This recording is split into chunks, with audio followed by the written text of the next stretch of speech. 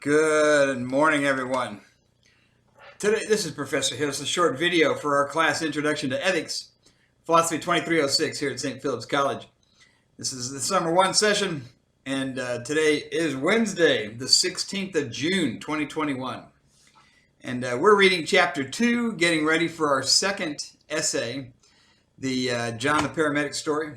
And had a number of students ask me a lot of interesting questions, and I want to just repeat a little bit what I said yesterday about the key concepts of this chapter. And what I was trying to get at yesterday was that the author, Louis Vaughn, in chapter 2 of our book, Doing Ethics, he's really kind of selling on one thing. He doesn't say much about it. He just says objectivism is the right moral framework. This is the belief that some moral principles apply to everybody. And it turns out then, he then spends the whole chapter, because he just mentions that in one sentence, he just says that's the right one. But when he gets to the other ones, cultural relativism, subjective relativism, emotivism, he wants to make a box that compares with objectivism. So over here, objectivism is there's some moral principles, some rules that apply to everybody. Across culture, across time, it's just always wrong or always right. Our job is to learn what those rules are and then apply them. And then over here is kind of everything else in the big box of relativism. And he's saying that, look, down here at the bottom is emotivism. These are the people that don't believe in right and wrong, good or bad at all.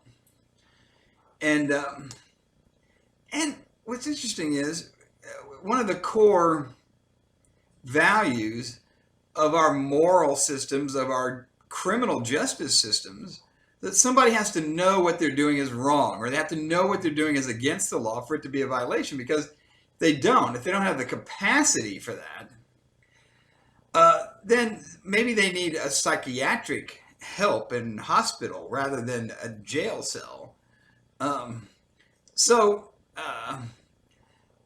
He starts this box with that.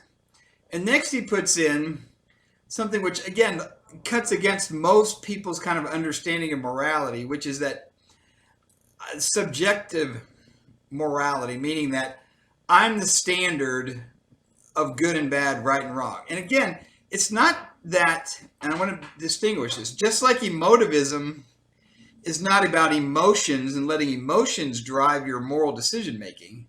That's not the case. It's just they don't believe in good and bad at all.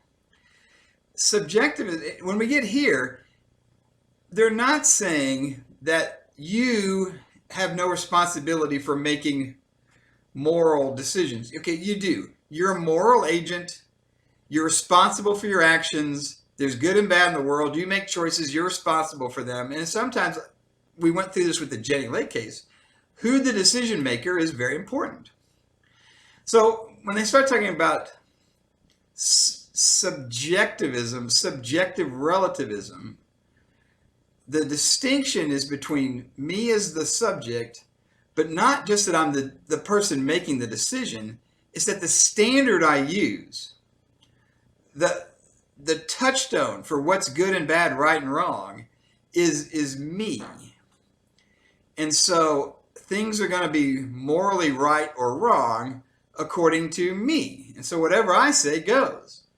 Now, this is not the same as saying, you know, like somebody in my class once said, oh, I had a cousin. He was an egomaniac. He thought he was, you know, the greatest thing. And I'm like, oh, no, hold on a minute. We're not talking about self-centered people or selfish people. Here we're talking about people that think they're the standard for good and bad, right and wrong. It's kind of like this old, you know, the old French king. Whatever I say is law, and whatever I say is good because I said it. That's a whole new level. And again, he talks in the chapter about why that doesn't make sense. Just like he talked about why it makes sense that there is good and bad, right and wrong in the world. Now, he's building up the box, right? This is the category with emotivism, look kind of nutty. Subjective relativism looks kind of nutty.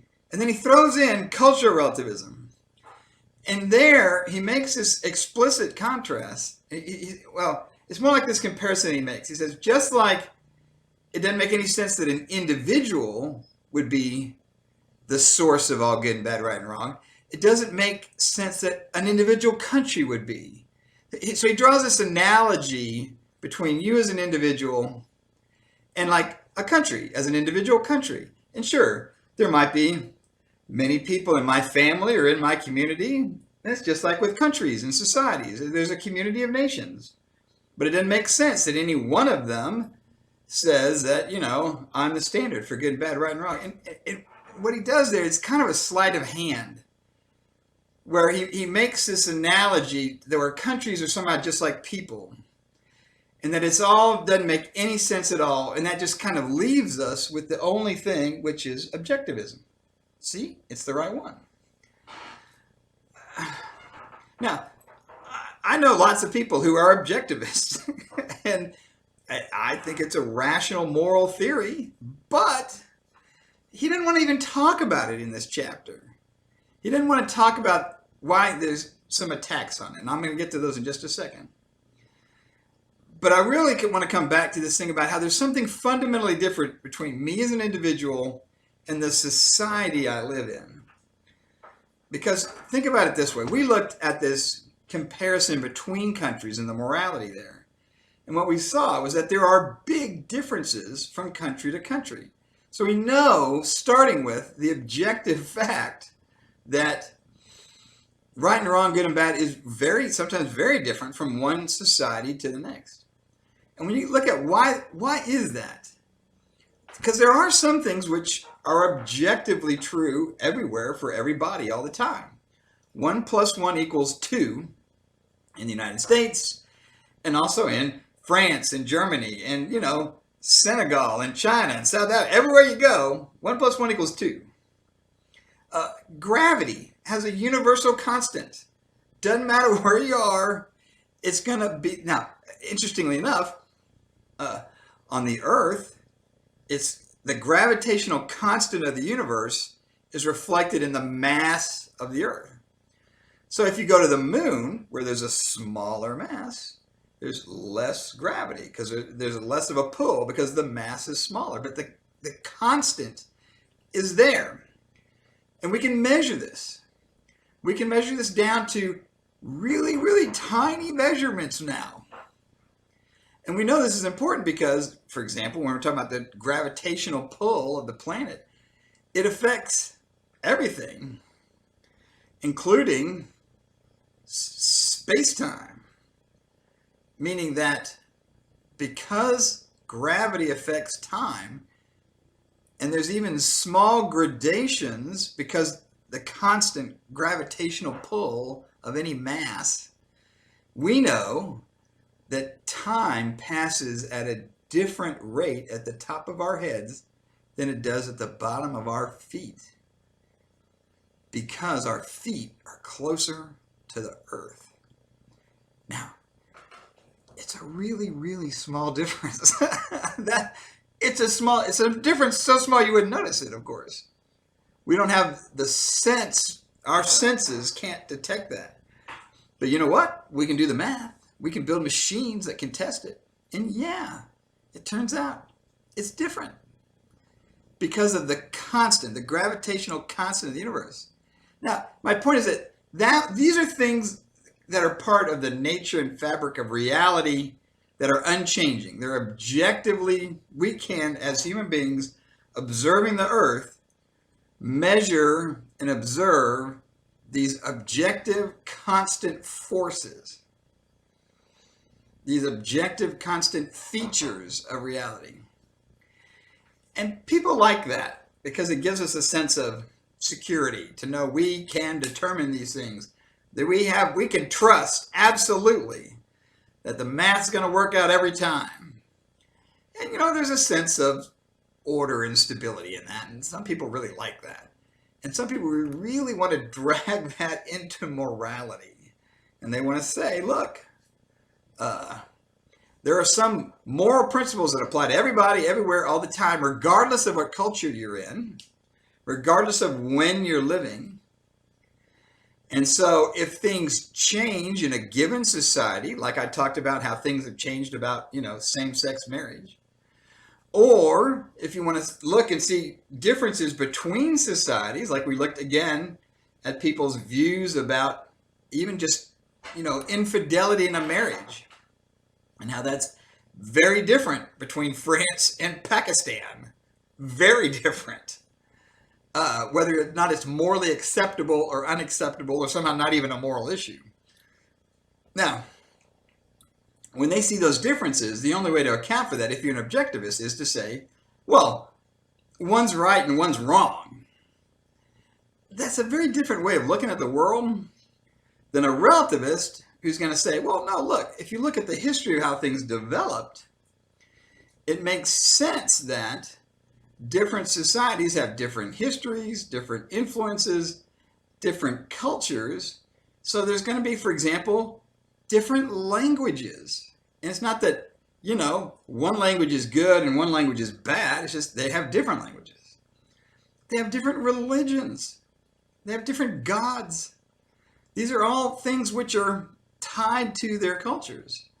And so the question for us is morality, beliefs about good and bad, right and wrong, tied to a culture like language or religion, or is it somehow objective and separate from that, so that it somehow supersedes all of that and is objectively true across time, across place, like, mathematical principles or a gravitational constant of the universe. So what better explains the moral beliefs of an individual? Now, look, I find it, and here's some true facts. I was born in the middle of the 20th century into the United States in Houston, Texas. And I was born into a family which spoke English, so I was raised speaking English. I was born into a family which was Roman Catholic, so I was born Roman Catholic. Now, it doesn't make any sense for me to say, well, maybe, what if I had been born in another place? I love it when people do that. It's a great flight of the imagination. It's a flight of fancy to kind of think about that. What would I be like if I was born in China 200 years ago? Well, you could try to imagine what that might be like, but A, of course you weren't. B, you would be completely different even if you use that language and try to do that imaginary kind of fictional juxtaposition. Because look, there were people who were born in China 200 years ago, and they spoke Chinese and they reflected their time and their culture, just like I reflect my time and culture. So the question is, somebody born, in Beijing 200 years ago, they would learn some objective principles like math, 1 + 1 = 2, still true then like it is now. And so there's always a mix of you learning both cultural things and objective things. Our problem is, what's the nature of morality? And when we're trying to categorize it and describe it and understand it, is it a reflection of our time and place and cultural influences, in that it's socially determined? Meaning that I'm not the standard of it, and there's not maybe an objective standard, because we're going to talk some more about that probably tomorrow, but that it's socially produced, like language. Language is socially produced by all of us. I can't change the English language by myself. I might try to. I might try to switch some words or something, but no one would understand what I'm saying. But we also know that it seems stable to us, but it's not. Language changes dramatically over time. Any person in high school that had to read Shakespeare or Beowulf, you realize pretty quickly, oh my God, the language changes dramatically over time.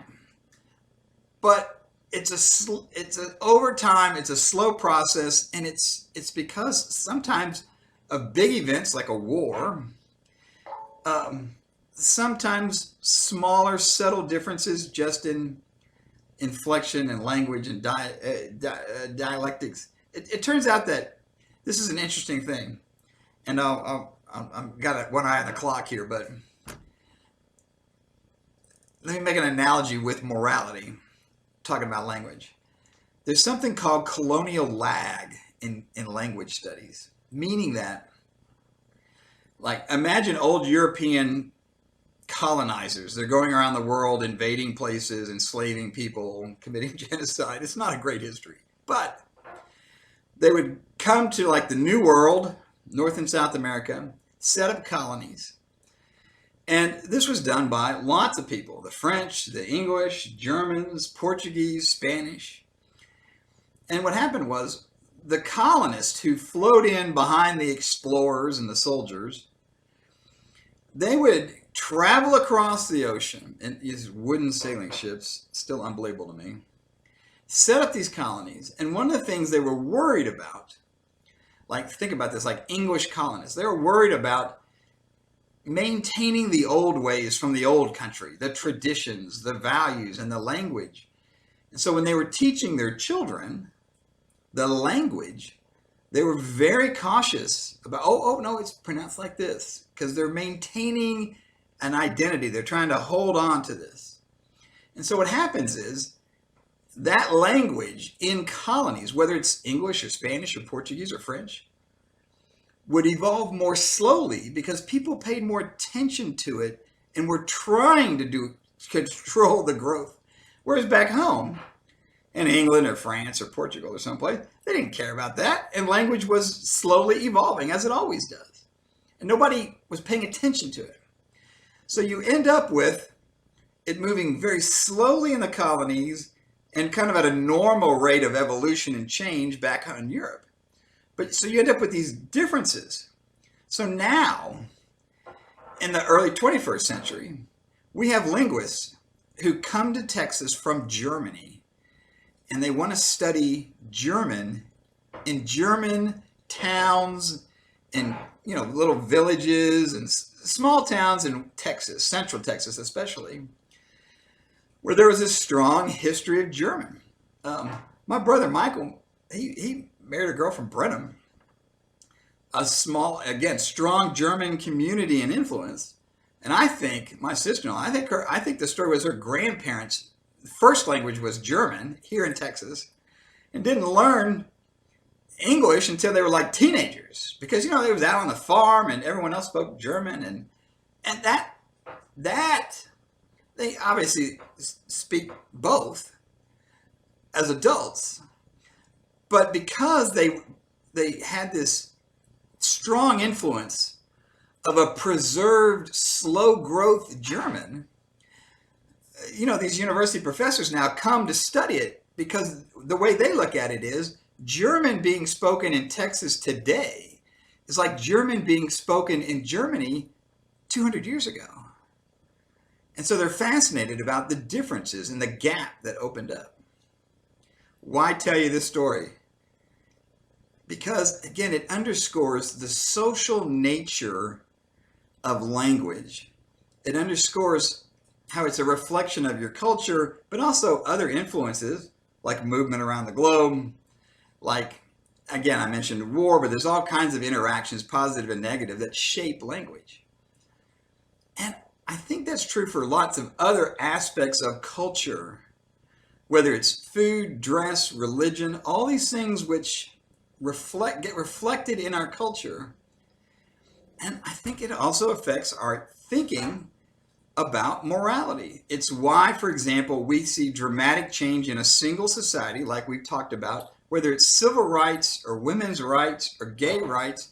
These things can change quickly and dramatically in a given society for lots of reasons: lobbying, pressure groups, a changing understanding of society and nature and ourselves. Some people hate it and they want to say, no, there are rules. We're moving away from the rules, objectivists. Some people are relativists saying, no, this is how this works. It's evolving over time. And so they're comfortable with it, whereas objectivists are uncomfortable with it. That's what's being played out in chapter 2 of our textbook. It's what I want you to think about in terms of your own values and beliefs. Were you raised in a traditional household with rules that say, look, this is how you're supposed to do things, and not just sorting out what's good and what's bad, but why? What's the foundation of that? Why is it wrong?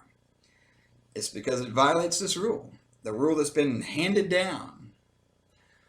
Or is the same thing wrong, and we're in agreement that it's wrong or right, but it's for a different reason. It's because, not that I personally made up the rule or I made up some kind of value that gets played out. It's because it's a reflection of this complex social interaction over time, the history of my culture and society. Yeah, see, all of a sudden it gets complicated. All right, so this is reflections on chapter 2. Keep reading it. Keep trying to sort out these 4 key issues. You do that, you'll be all set to be writing that essay, which is going to be due tomorrow night, the 17th, Thursday, by midnight. So make sure you've got chapter 2 done, you're writing your essay, you're getting ready to drop it in, copy paste it into that discussion, and then when you do that, after you do that, you comment on at least 2. Okay, that's a long video for tonight. But like I said, it's kind of a complicated story. Lots to think about. Chew on that for a while, and we'll talk again tomorrow. Bye-bye.